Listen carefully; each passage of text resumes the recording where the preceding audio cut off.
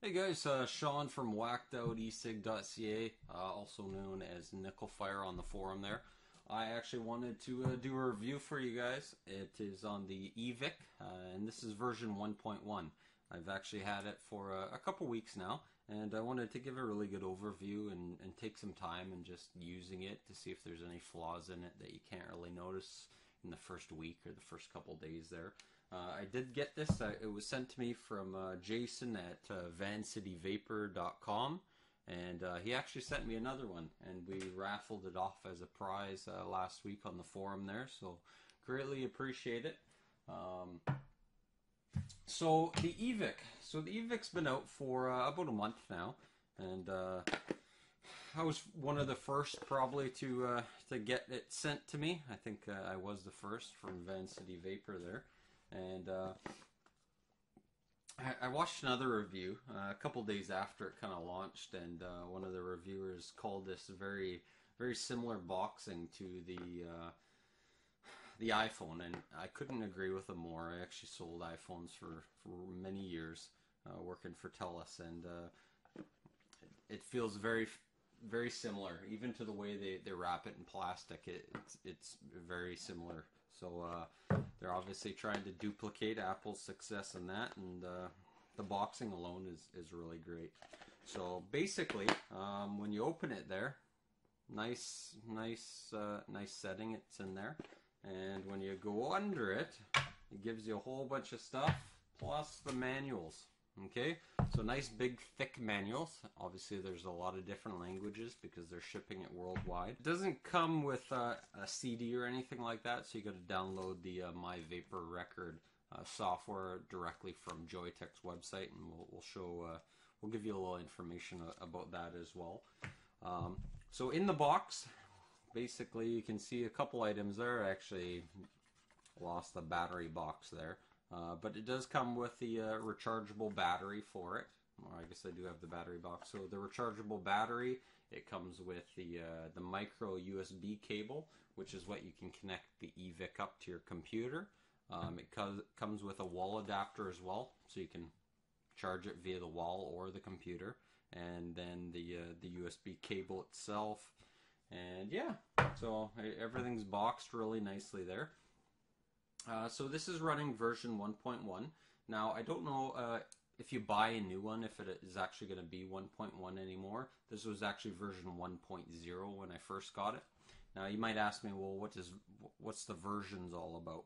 Well, basically the Evic here has a little onboard kind of computer to it. Okay, we'll call it components of a computer. And what this gives you the ability to do is it gives you the ability to upgrade it. Now, other mods on the market there, like the Vamo, it's basically just that guy there. And if there's a problem with these, and mine actually has a bug at about 6 watts. When you get up to 6 watts, it hits a lot harder than that, and I can't do anything about that. I can't upgrade it. Let's say that there was a bug when you go through your screens and it misses a screen or something like that. That would be a bug.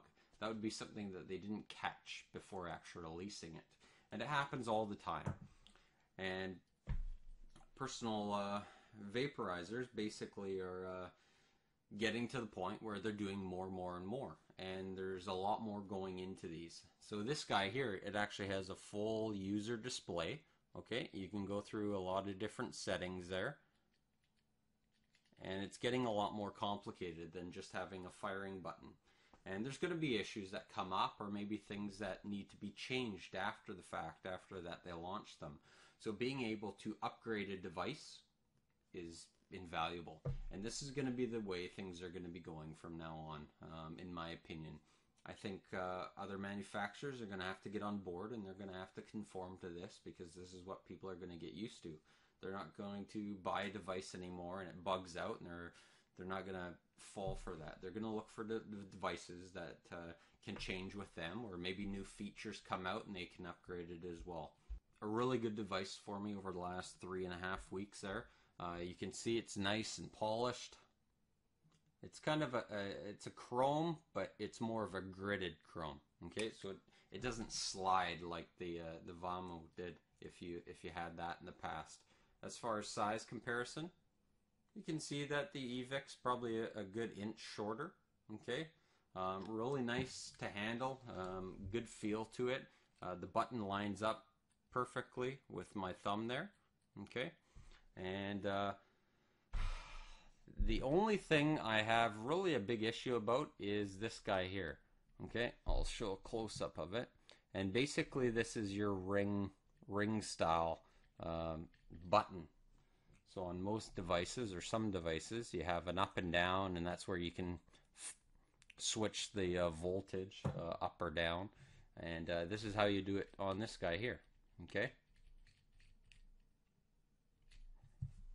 so I like it. It took me a little bit to get used to it, but now that I've used it a while, I'm definitely used to it.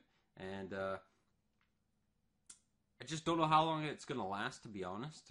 I understand the way they engineered it, and it feels decently made, but time will only tell. I haven't had any problems with mine. I haven't heard of any other people having problems with theirs either. But who knows? Maybe at that 6 month or a year mark, they'll just all break down. We have no idea. And it's a spring loaded, so it does have a recoil. It's not overly loud. It's not dead silent either. And it's light, a lot lighter. Probably a good, I don't know, a 2/3 weight of this guy here. Okay. The fire button, it's basically, you can see that it protrudes just a little bit there. Okay, I haven't had any issues finding the button. If you have it in your hand, you can feel it. It probably took me about a week and a half before I could actually get used to it, feeling it. I was always trying to find the button there, but now I've used it a while. I've gotten used to it a lot more. It does have the user interface there, and we'll go more in depth on that. Has the 510 and the Ego connections there. This guy does come off. Okay, so that makes it nice too. So if you, it does have a little drip wall there, so you can clean that guy. We look at the bottom there, has a vent hole. Okay, if we take this off,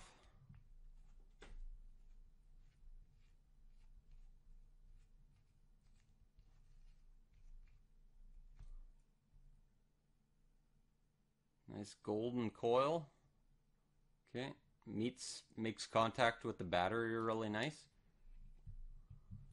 And there's your battery. So you got a 18650. And I just want to show you guys how smoothly this actually goes in here. So you can see that it didn't drop down to the bottom immediately. It kind of, it meets the sides very well. It was constructed very well. You can see that that battery fits it almost perfectly. Very overall well designed. It doesn't feel cheap at all. I've really enjoyed it. It has a lot of features like the variable voltage and variable wattage. Okay, so in the most recent update of the Evic version 1.1, in the version 1.0, there wasn't a way to have the wattage on the screen. Okay, you could only do the voltage. But now with the new version, you can see that you can change it by wattage or variable voltage. The other thing that it's a little bit annoying for me after using the Vamo is basically there was quick keys on this. Okay, so you could just press this key and it would show you the ohms.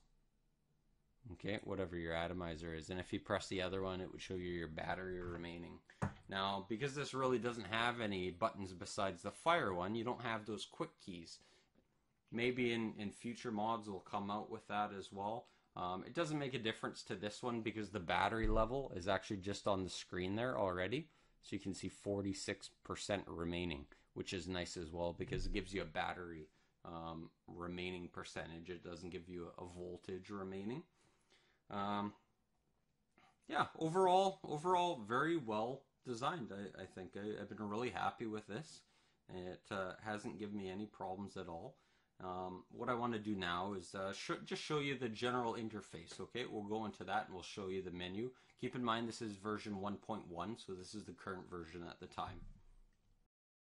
Okay, so we're going to take an in-depth look at the actual screen GUI, the general user interface here. So basically what we're going to do to turn it on is we're going to press the fire button 5 times within a second and a half here. And for me, sometimes it takes 6 times, so it depends on how hard you do it. Okay, so we see a couple of our options there: power on, sleep, vapor set, standby, calendar, puff info, device, and exit. If you are still using version 1, this is probably going to look a little bit different than yours. Okay, so what we're going to do is we're going to power it on. You can see the nice logo there. It gives you the time and date. Atomizer detecting 2.6 ohms and the recommended power. So that shows you that every time you turn it on. And now in this screen here, basically you can see the wattage, okay? And if you want that to be voltage, we can change that in the back end. So now you can see either wattage or voltage. 47 is our battery life remaining. We see 51, which is basically how many puffs we've taken since we last reset it. So I just took a puff right there. Now we can see 52, so it changed. You can see 431 right there, which is how many puffs we have remaining on this 47 battery life. Now if we were to change the wattage up or down, that puff remaining actually goes up or down depending on if you're using more power or less power. So kind of ingenious that way. If you were to actually take a vape, so we'll press the fire button here, and you can see that there's a counter. Once you hit 10 seconds, it'll actually shut off, so it has that protection, so if you have it in your pocket or something like that. Okay, and basically if we were to press the power button 5 times again, okay, we can go back into our menu here, and we can choose sleep, and that'll basically just turn the screen off. Okay, it just goes into sleep mode. We just press the power button 5 times again, and now it's back and we can continue vaping. Okay, so the device didn't actually turn off. Power off, so that'll basically power the device down completely. Vapor set, so if we go into that by just pressing the power button, it gives us the battery option, switch, and exit. Battery allows you to choose between the 2200 mAh and the 2600 mAh. So we have the 2600 version in there right now. If we go to switch, okay, it gives us the choice between variable voltage and variable wattage. This was a huge improvement in 1.1, and it gives you the choice whether you want to see variable wattage or voltage, which they didn't have before. They just had the variable voltage before. So we're going to choose variable wattage, and then of course exit. Okay, this is kind of the annoying part, is if you go into a menu, there's no quick way to get out of the menu, so you always have to go exit, exit. So it's like you're in a file folder, right? Okay, so that's one of my annoyances, but it's not too bad. Standby. Basically, standby allows you to change the length that the screen stays on, or the length that the system itself stays on before it goes into a full power off. Okay, and you can basically adjust it to whatever you want. I would highly suggest that the system goes on for more than 3 minutes, or else it gets pretty annoying. So 60 minutes. Exit. If we go down again, we have calendar. Okay, so this is where you can set your date and time and year if you want your Evic to reflect that when it starts